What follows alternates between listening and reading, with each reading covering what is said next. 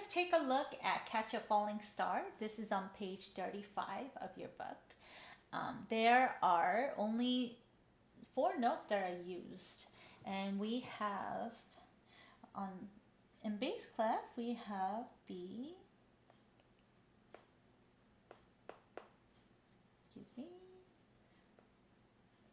we have B, which is sitting on top of the staff, and then left hand number 2 is going to play it.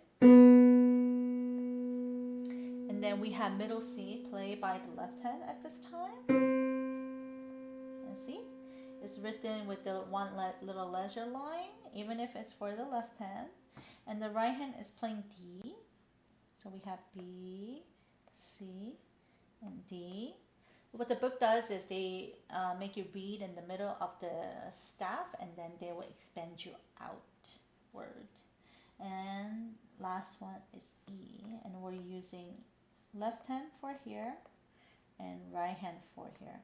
I know a lot of you are able to play just with a single hand. It's only 4 notes, but it's just a good habit to try to read as the book tells you to do it, so that you're able to learn how to read step by step. So it's 1 and 2 like that. Okay, so here's B, left hand C, and the right hand D, and E right above. Everything's moving stepwise.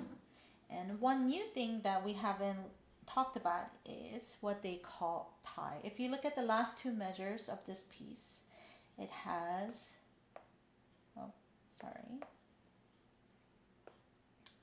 it has 2 B's in a row.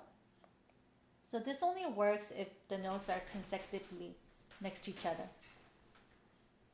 Oh, there was an earthquake. And this is called, if a line is connecting it, it's called tie. And tie means that you're supposed to hold a note for the combined value of the 2 notes that are connected. So since a whole note is 4 counts, it'll be 4 plus 4, and this B becomes 8 counts. So you don't replay it even though it's written, because they're tied together.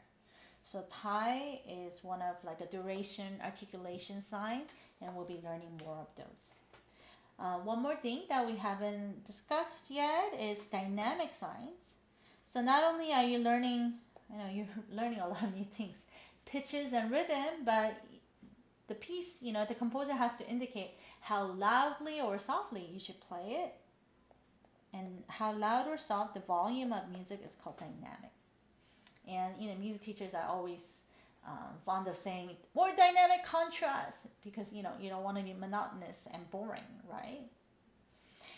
So it's dynamic is how loud or soft you should play music.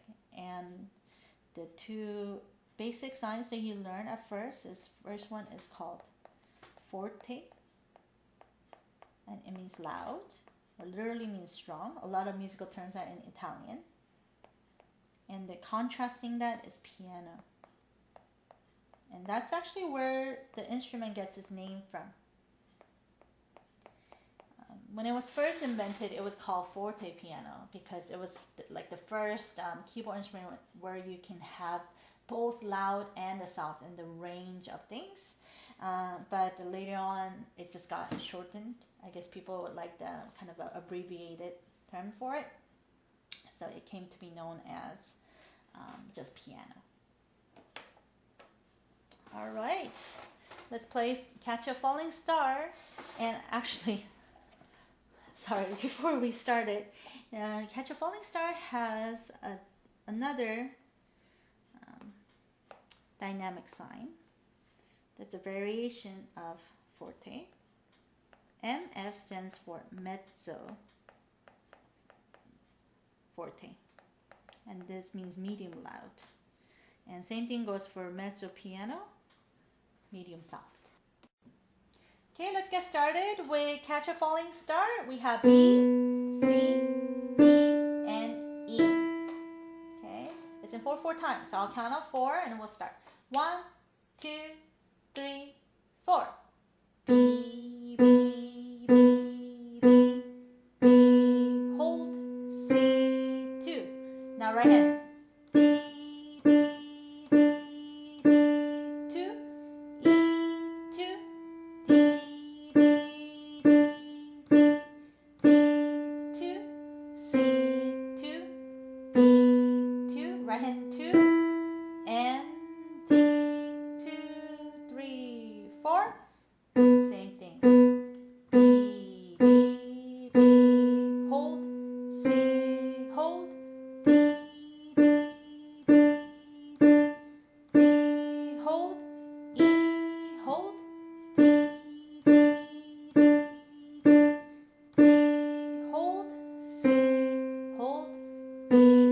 over, it's going to be 8 counts. 4, 5, 6, 7, 8.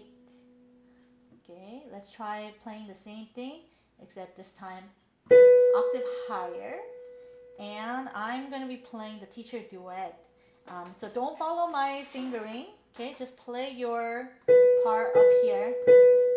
Okay, because I'm going to be playing the other part as well. 1, 2, ready, go.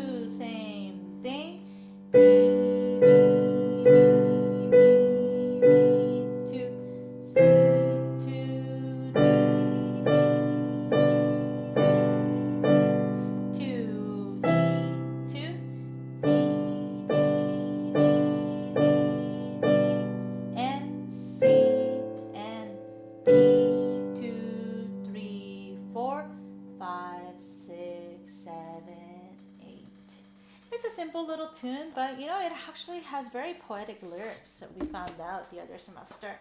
It says, catch a falling star and put it in your pocket. Never let it fade away. Catch a falling star and put it in your pocket. Save it for a rainy day.